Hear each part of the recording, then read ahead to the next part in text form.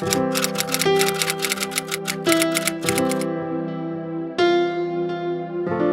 reason I got involved was more than just police pension reform. It was to address the systemic enslavement of policemen across Nigeria, and by extension, security agencies who are underpaid, undertrained, underfunded, and people who work day and night with little or no motivation from their hierarchies. So, but police was the motivation because I posted a video of a police officer retired who was going to be paid 2 million naira that he said was so small.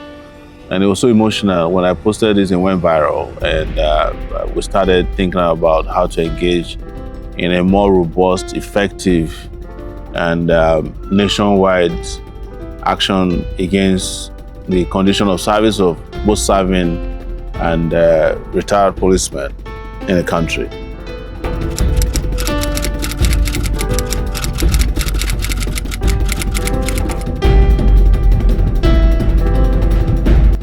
Well, what makes it very interesting is that I have been a champion of those who have fought against police brutality. I have myself been a victim of police brutality, police torture, police extortion, and oppression in general. In fact, as of today, I am under some kind of indictment by the police because they charged me for saying that IG is illegal, which is true. But overall, you also have to take a look at this from the point of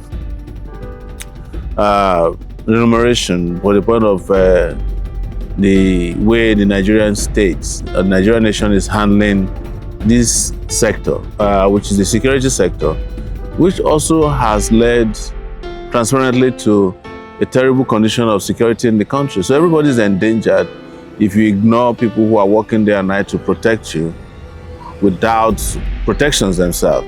So, as you know, I have led several actions against the police, including being the first person to start NSAS in 2020. But interesting about NSAS was that one of the demands of NSAS in 2020 was also police pay, remuneration, motivation, and all the great things that the police were supposed to have. But of course, unfortunately and unnecessarily, the police also participated in suppressing that struggle that was aimed at enhancing their own betterment.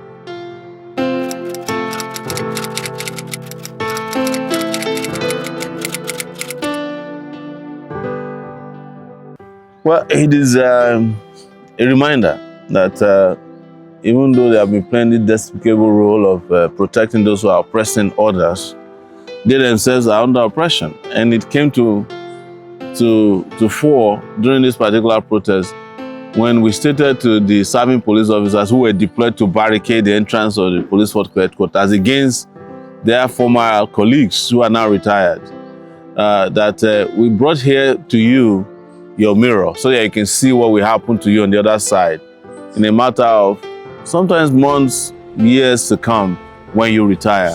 And I think that was a very surreal message that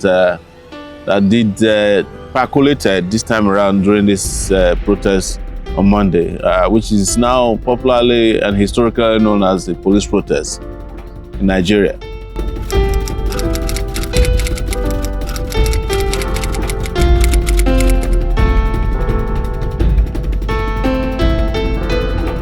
I've done my calculation. I just don't come out to bandy around figures.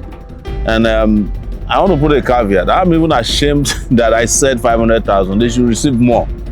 But 500,000 is for me the lowest possible minimum wage that a police officer should receive. And they're also entitled to emoluments, allowances, overtime pay. I actually believe now that policemen should be paid on an hourly basis, and no one of them should be made to work more than 8 hours per day, which is the global standard for number of work hours. But I think it's reasonable, and I believe that it is actually not going to affect the economy in any way, considering that there are individuals who do nothing or don't work as hard as police who are getting paid even way more money than that. I give you an example. The people who are managing police pension at Pencom, go and ask what is their minimum wage. There's nobody there that's earning less than 2 million naira, maybe between 1 and 2 million naira. So if you are managing the pension of a guy and you are receiving 2 million naira per month, why is it a crime to pay the person whose pension you are managing 500,000 naira? But you talk about senators in Nigeria, lawmakers, who go to work maybe only 4 times a week. They don't go on mostly on Mondays, and they go to work only 4 days a week. That's if they go at all. Those guys take home 30 million naira per month. You just oppose those and ask yourself, if their own emoluments and remuneration is not breaking the Nigerian economy, why will the one of these people who are protecting the economy, the people without whom we will not have an economy in the first place, why should you even argue that paying them well and protecting them and ensuring that they live well so that they can do the job that's keeping your economy going? Why would you even argue about that? It doesn't make sense.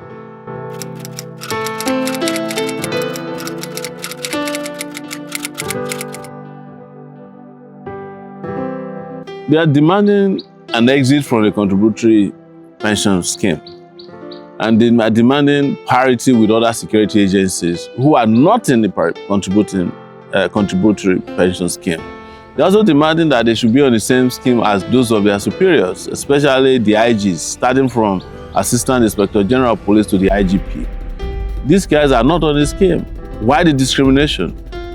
If the army is on a different scheme and they are doing well with pension, customs, I don't know about immigration, the police is demanding that they should be given the same opportunity in terms of gratuity and pension upon completion of 35 years as those others. Again, let's look at some of these elected officials. A governor that serves only 4 years in office has a pension that gives them a house, a lifetime of medical treatment anywhere they want. They're entitled to a house in Abuja and their state capital. There's 5 bedrooms. They're entitled to change of cars every 4 years. So what is the crime of the police that they're not entitled to this kind of pensions when those who do 4-8 years as governors have these humongous pensions and medical insurance that is also better than the ones of even some presidents of certain countries in the world? Why is the police being discriminated against?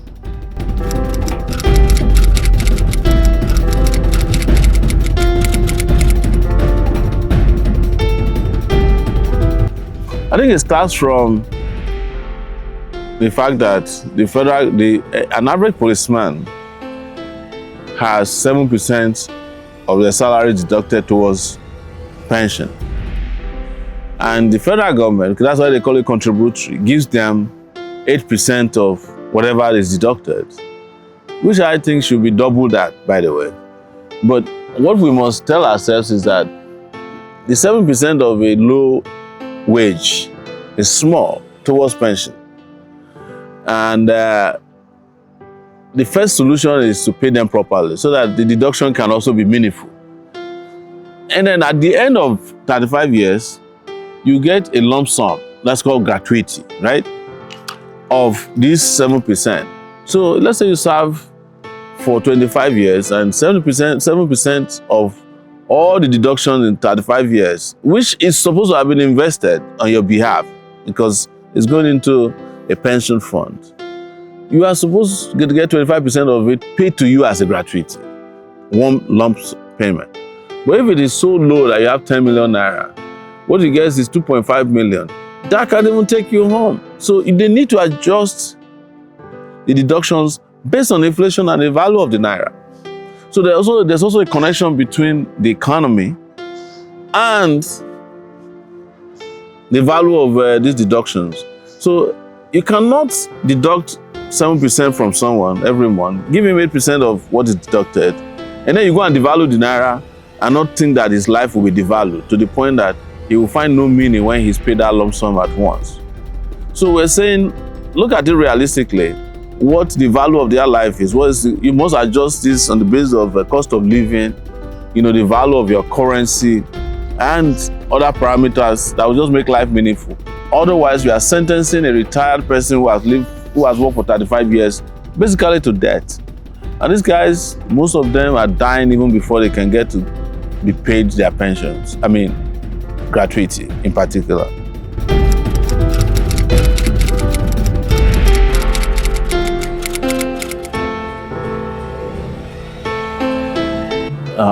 The most emotional story for me was when one of the commanders of the group that was barricading us from proceeding into the premises of the police headquarters met his father, who was protesting with us. And then he pointed to them and said, "That's my son." I thought it was a lie. And then he approached him and he greeted respectfully. And I went to meet the guy. I said, "Is that your father?" For he said, "Yes. I'm happy you're fighting for him because I have to share my monthly salary with my dad to take care of him because his pension can't even buy a recharge card." So there are some people that earn as low as 900,000 naira as gratuity and 19,000 naira as monthly pension. What do you do with that?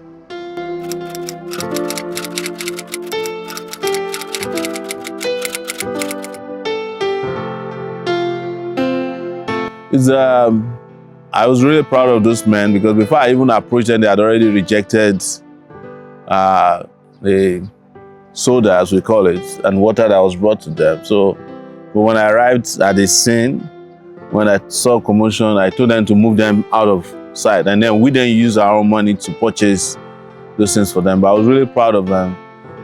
So many of them were saying that they didn't come there, they didn't come there to drink soda. It's Coke and Pepsi or Schweppes or water. They came to fight for their lives, and they want the kind of treatment that can make them afford it perpetually, not being given to drink by the police authorities. Most of them also express angst that they could be poisoned. So that shows to you the level of trust between former police officers and the current leadership of the police force. But generally, I know that they were trying to set them up for propaganda, so that they would say, "Oh, we are nice to them. We gave them drinks, and it was a peaceful protest." We don't need to reiterate that it was peaceful, and we didn't need the propaganda that you gave them drinks. And at the end, somebody is going to claim that they got a contract to supply drinks to protesters, and it will cost millions of naira. So, by the way, it cost us only 40,000 naira to buy drinks for almost 300 retirees that attended.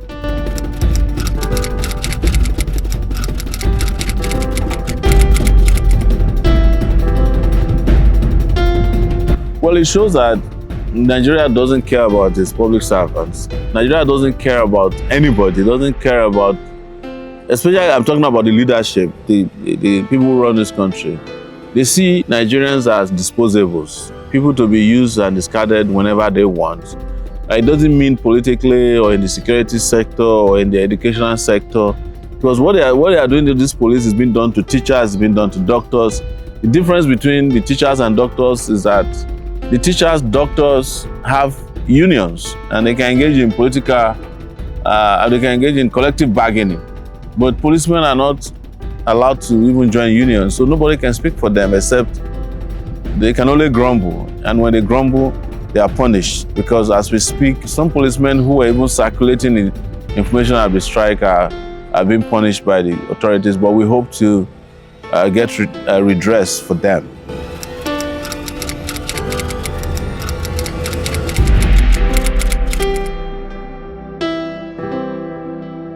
It's not about him failing to do anything, it's about the fact that the number of years that a person is supposed to be in police uniform is 35 years. Anybody wearing his police uniform after he has retired is engaging in illegal duty. It is our belief that with this guy still remaining in the police, there's a violation of Nigerian police code, that after retirement, they should leave. And it's my opinion, which is personal, that it speaks terribly bad of the Nigerian nation if the president of Nigeria cannot find out of 210,000 policemen somebody who is good to be IG after the one there has retired in 2024, it speaks terribly bad about the judgment of the president of Nigeria as well, regardless of what they claim is the law that they founded, that he was eligible to continue in office for another 4 years. And this also prevents other people from making it riding through the ladder, to the top.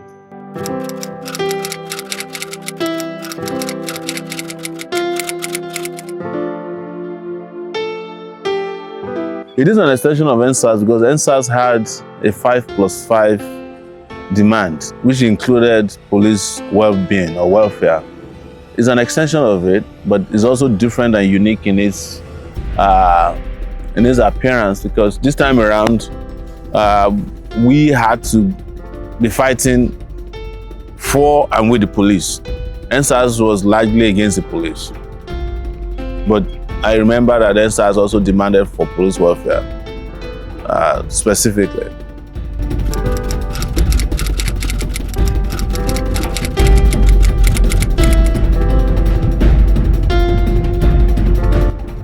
I don't think there's any protest by nature that is popular by the authorities. It doesn't matter who led the protests. Protest is not something that people in authority like. And you will find different explanations as to why they find protest unacceptable. No matter how peacefully organized, it doesn't matter who organized it. The only protest that's acceptable to those in government is the protest that says, we support you, regardless of how terribly you are performing in office. Those are the only protests they want and like. So I have lived this life of protesting against injustice for more than 35 years. And there was never a time I was liked doing protests. So it's nothing new to me that you keep hearing this. It's part of what has become the culture.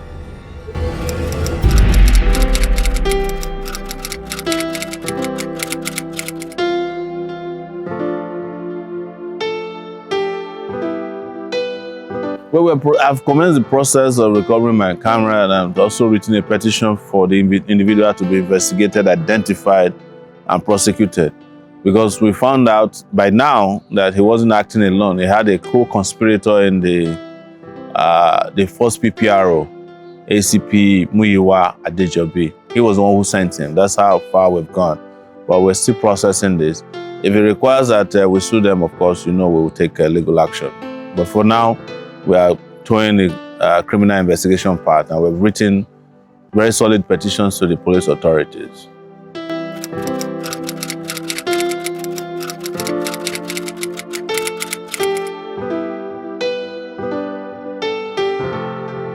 Well, the difference between the police and these other categories you mentioned is that they actually have unions that can engage in collective bargaining for them. The police don't. Policemen are not allowed to join unions in Nigeria, so they can't speak for themselves. We came to speak for them. Yes, of course, we would have loved it if there was a solidarity from other sectors in the workers' community, and we're working on that. But this is one specific action that was meant for the Nigerian police force. And like I said, it's a historic one because this never happened before. The last time policemen engaged in protest was 2003. Most of them were rounded up, and we heard some of them were even quietly discarded, killed by the Obasanjo regime.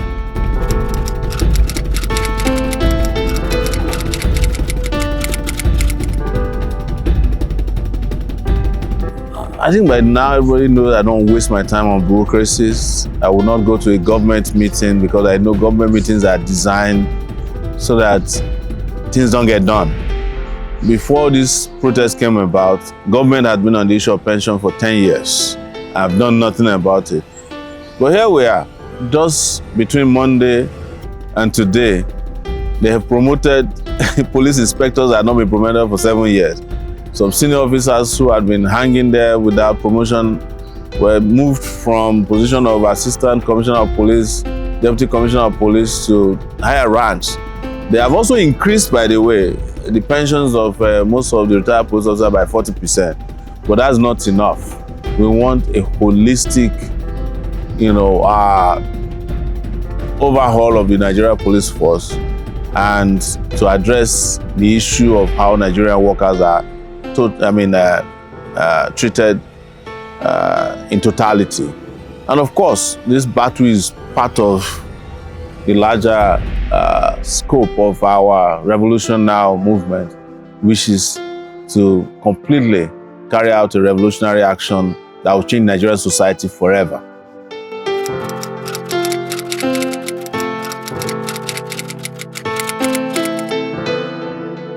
Well, I've always been in favor of the social security system in the US, because I lived in the US, where there's a contributory scheme as well, and that's maintained by the government, in which every citizen, whether you are police, whether you have a job or not, we get some form of social protection. And in the case of those who have existed in Nigeria, who have a pension scheme that they are contributing, they should have double protection. One that's generally a social protection, whether you have a contributing, if you have a contributory pension system that you enjoy from that, but then you also enjoy from social protection from the government. Like if anybody reaches the age of 65, to have a different kind of medical insurance that allow them to pay nothing but get medical insurance, whether you've ever worked or not. To have food stamps for people who are struggling with lack of food, or food banks, or to have cooperative societies for the generality of the public, where you can buy things cheaper, as opposed to those who might have money to buy things for the amount that they can afford. So I, also support subsidies, especially subsidy for petroleum products, particularly gasoline, petrol, because part of why this is harder on these retired officers is because subsidy is gone. They can't even move. They are crippled by lack of social protection that the government ought to protect for all of the citizens.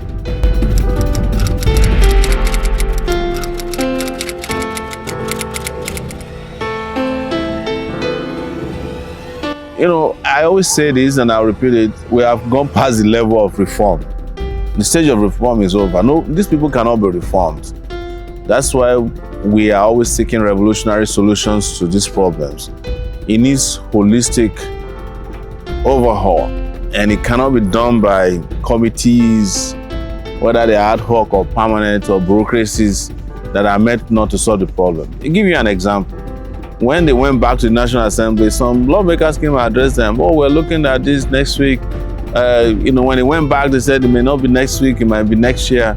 But ask yourself, why is it that the lawmakers themselves don't forget to adjust their own remuneration based on inflation and the cost of living, but they cannot do that for the policemen, without whom they can't even go to work? It's very sad.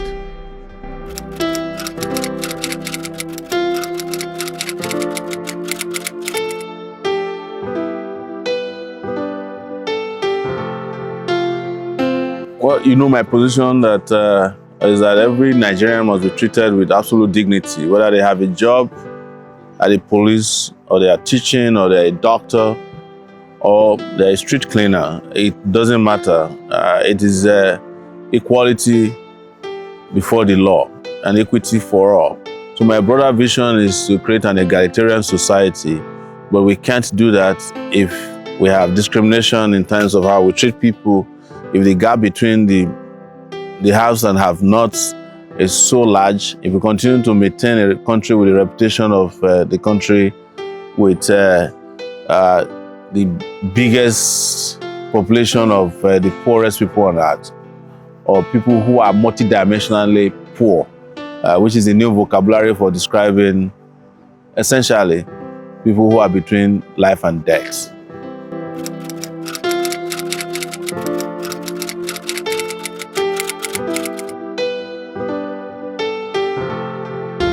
We will not reveal now, but they have between now and August 1st to get their acts together.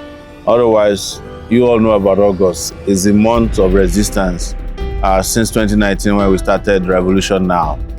So all these demands will crop up again, and there will be nationwide action and possibly international action by our diaspora brothers and sisters as well. So stay tuned. You know us. Thank you.